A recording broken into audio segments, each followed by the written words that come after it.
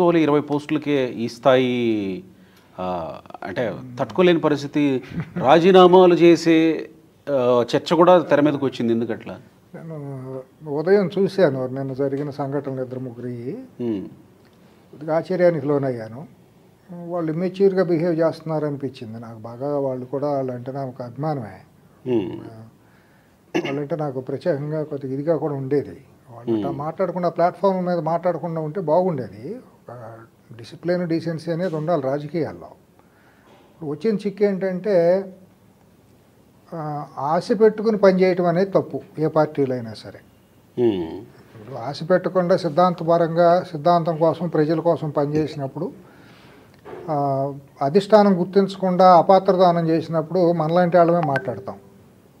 సమాజం మాట్లాడాలి. అవును కదా. ఎందుకు ఇవ్వలేదు అతనికి, కష్టపడిన వాళ్ళకి ఎందుకు ఇవ్వలేదు, వీళ్ళకి ఎందుకు ఇచ్చారు, ప్రజలే మాట్లాడాలి. ఈ స్థాయిలో కూటమికి అధికారం వచ్చిందంటే మీరు అన్నట్టు డెఫినెట్గా సమాజం మాట్లాడింది. రేపు కూడా పార్టీ కోసం ఎవరు కష్టపడ్డారు, ఎవరి పాత్ర ఏంటనేది సమాజానికి తెలుసు. నా అంతటి నేను ఎక్కువ ఊహించుకోవచ్చు. ఎవరైనా సహజంగా ప్రతి ఒక్కళ్ళు ఊహించుకోవడం ఎక్కువైపోయింది. నేను చాలా గొప్ప అండి, నా మూలానే పార్టీ నడుస్తుంది అనే భావంలోకి చాలామంది వెళ్ళారు. అది నేను అందరినీ తప్పు అంటల్లా నేను. కానీ ఇప్పుడు వీళ్ళందరూ కూడా ఎవరి వృత్తుల్లో ఆపేసుకుని పార్టీ మీద అభిమానంతోనే 5 ఏళ్ళు కేసులు ఎదుర్కొంటాను, లేకపోతే నిర్బంధాలు ఎదుర్కొనో ప్రాణాలకు తెగించి కూడా పనిచేశారు. అది అంటే కొద్దిమంది గుప్పిడి మందితో ఇదేం అధికారంలోకి రాలేదు. పోనీ ఈ టీవీ మీడియా ఛానల్స్ ముందుకు వచ్చి మాట్లాడిన వాళ్ళు, లేకపోతే నాబోటి గొట్టంగాళ్ళు అందరూ వచ్చేసి 4 వీడియోలు చేసి యూట్యూబ్లోనూ ట్విట్టర్లోను ఫేస్బుక్లోను 10 పోస్టులు వేసినంత మాత్రాన్ని పెద్ద మేము తోపులు తురుంకాలను మాకు పోస్టులు ఎందుకు ఎవరు, చంద్రబాబు పిలిచి మమ్మల్ని పక్కన ఎందుకు కూర్చోబెట్టుకోడు, లోకేష్ మేము పిలవగానే మా ఇంటికి ఎందుకు రాడు అనుకుంటే అది అజ్ఞానం. అది ఆ స్థాయిలో ఉండాలి. లేదులేండి. తెలుగుదేశం పార్టీలో కీలకమైన పొజిషన్లో ఉన్న వాళ్ళే ఈ అసంతృప్తి వ్యక్తం చేశారు. నేను అనేది అందరూ యాస్పిరేషన్స్ చూడు, నేను వాళ్ళని వేరే అంటలేదు. సుమా ఇంపార్టెంట్ ఎవరైతే నేను మనోభావాలు దెబ్బతిని బయటపడ్డారో వాళ్ళ మీద నా గౌరవం, నా తమ్ముళ్ళు అంటాడు. అంటే వాళ్ళని అనలేం. నేను వాళ్ళు నా తమ్ముళ్ళు అంటాడు. వాళ్ళ మీద అభిమానం ఉంది. వాళ్ళు ఆవేశపడ్డారు, కొద్దిగా తొందరపడ్డారనే నేను అంటున్నాను కదా.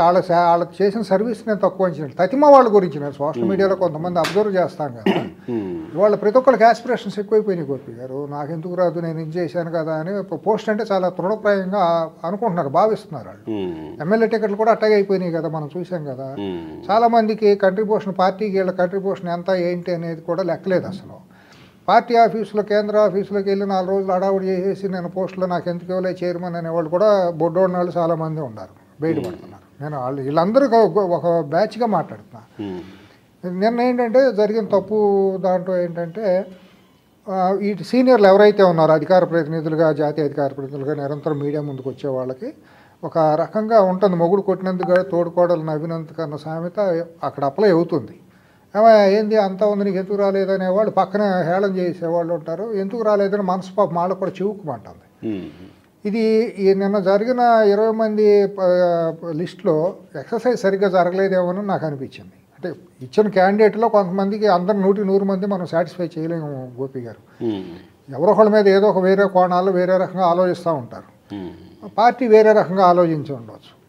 కాకపోతే ఏంటంటే ఎవరెవరైతే ఆస్పిరేషన్స్లో ఉన్నారో వాళ్ళందరినీ పిలిచి, బాబు గారు లోకేష్ పిలిచి కూర్చోబెట్టి ఇదిగో మీకు నెక్స్ట్ లిస్ట్లో ఏదో ఇవ్వబోతున్నాము, మీరు ఆవేశపడమాకండి, దీంట్లో మేము ఇస్తున్నాము ఓకే ఒక మాట అని, మీకు ఎందుకు నేను ఉన్నాం కదా, లేకపోతే నెక్స్ట్ బ్యాచ్లో ఇస్తాను, దీంట్లో ఈ కోణాలు ఇస్తున్నాం అనేది కొద్దిగా చేసుకుని ఉంటే, అంటే 20-30 మంది ఎమ్మెల్యే టికెట్లు త్యాగం చేసిన వాళ్ళు ఉన్నారు నిరంతరం పార్టీ కోసం. నిన్న లిస్టులో కూడా 3-4 వాళ్ళే ఉన్నారు. పార్టీ కోసం టికెట్లు వదులుకున్న వాళ్ళు ఉన్నారు. కూటమి ప్రభుత్వం మూలాన పళ్ళెంలో పెట్టి నోటి దగ్గరికి వచ్చి తినబోయే టైంలో ఇదైన బాధ వాళ్ళకే కడుపు మాట ఉంటుంది కదా. కొనకళ్ళ నారాయణ, పీలా గోవింద్ ఇలాంటి వాళ్ళు నిన్న ఆ లిస్ట్ లో ఉన్నారు. అటువంటి వాళ్ళు ఉన్నారు. బొరగం శ్రీనివాసులు ఆయన వాళ్ళు పార్టీ కూడా కత్తి మీద స్వామేనండి. బాబు గారికి, లోకేష్ లాంటి వాళ్ళు కూడా కత్తి మీద స్వామే. అందరినీ సాటిస్ఫై చేయాలంటే కష్టం. వాళ్ళు ఏదో వర్గాలు అన్నింటినీ సమీకరణలు చేసుకుని ఇస్తారు. అందరిని ఒకేసారి బండి ఎక్కించాలన్నా కష్టమైపోతుంది. అక్కడ ఉండే లిమిటెడ్ 20 బోల్డెన్ పోస్టులు చాలా ఉన్నాయి. 20కే ఎందుకు తొందరపడాల్సి వచ్చింది? నిన్న డైరెక్టర్లుగా వేసిన వాళ్ళు కూడా నాకు బాగా కావాల్సిన వాళ్ళు చాలామంది అసంతృప్తి వ్యక్తం చేసి మాకు వద్దు అని చెప్పిన వాళ్ళు ఉన్నారు.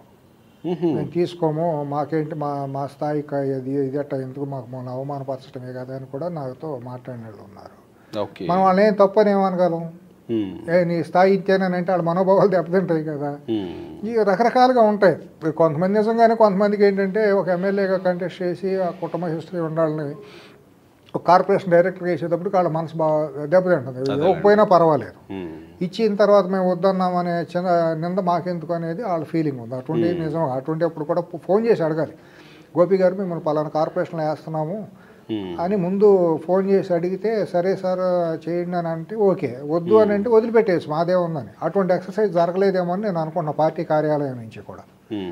అట్లాగే సీనియర్ మోస్ట్లు ఎవరైతే సాక్రిఫైస్ చేశారో, కేసులు పెట్టుకుని రకరకాలుగా ఇబ్బందులు పడ్డారో, వాళ్ళకి ఇవ్వట్లేదు అని అప్పుడు లిస్టులో లేనప్పుడు, ఇప్పుడు పట్టాభి అనే ఒక విజయవాడ ఉంటాడు కదా అతను కేసులు పడిని దెబ్బలు తిన్నాడు, చాలా 2 సార్లు జైలుకి వెళ్ళాడు, ఇంట్లో ఇల్లంతా పగల కొట్టించుకున్నాడు, చాలా టార్గెట్ అయ్యాడు. అటువంటి వ్యక్తులు ఇవ్వలేదు అనుకోండి, ఫోన్ చేసి పట్టాభి రా ఒకసారి మాట్లాడుతున్నాను, ఇది రేపు లిస్టులో నీకు ఉండలేదు, నువ్వేమనుకోవద్దని సాటిస్ఫై అవుతాడు. జీవీ రెడ్డి ఉన్నాడు, పిలిచి ఏమో అంటే జీవీ రెడ్డి కూడా సంస్కారవంతుడు, అక్కడ సౌమ్యుడు మనిషి, ఇది చేసేవాడు. వాళ్ళకి ఏంటంటే ఈగో హార్ట్ అయ్యింది. మామూలు అపాయింట్మెంట్ లేదు, ఫోన్ చేసిన